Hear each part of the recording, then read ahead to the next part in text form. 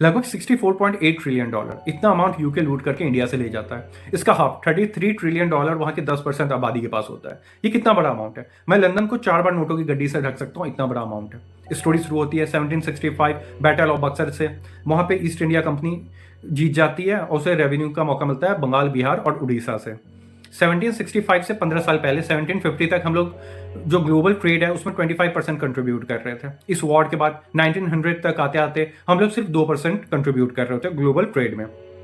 और जब ये ब्रिटिशर आते हैं तो ये लोग ट्रेड करते थे हमसे, किस में, गोल्ड या फिर सिल्वर में। चाइना से भी गोल्ड सिल्वर में कर रहे होते हैं। इनके ऊपर काफ़ी ज़्यादा इंपोर्ट करने के कारण दबाव आ रहा था कि भाई कोई और सोर्स निकालना होगा, क्योंकि गोल्ड और सिल्वर से इनको कोई प्रॉफिट हो नहीं रहा था। तो इन्होंने सबसे ईजी तरीका निकाला, ओपीएम। ओपीएम क्या, अफीम। तो इन्होंने क्या किया कि चाइना से टी लेना था तो उनको ओपीएम दिया। तो वहाँ पे वॉर भी लड़ी, दो, ओपीएम वॉर 1 और 2। क्यों? क्योंकि वहाँ के जो राजा था उनको रियलाइज हो गया कि ओपीएम से उनके जो प्रजा है उनके ऊपर इम्पैक्ट पड़ रहा है। तो इस टाइम को वहाँ चाइना आज भी सेंचुरी ऑफ ह्यूमिलिएशन के नाम से पॉइंट आउट करती है। इसके लिए कभी यूके ने माफी मांगी? कभी नहीं, क्योंकि जर्मनी मांगता है ज्यूज से कि उन्होंने जो भी किया उसके लिए वो शर्मिंदा है, और इसराइल को वो एक पर्टिकुलर अमाउंट भी पे करता रहता है टाइम टू टाइम। अब इसके कारण क्या हुआ, ओपीएम के कारण इनके 3 मेजर रेवेन्यू सोर्स बने। पहला सॉल्ट, जो कि हमें सबको पता है, लैंड रेवेन्यू, देन ओपीएम।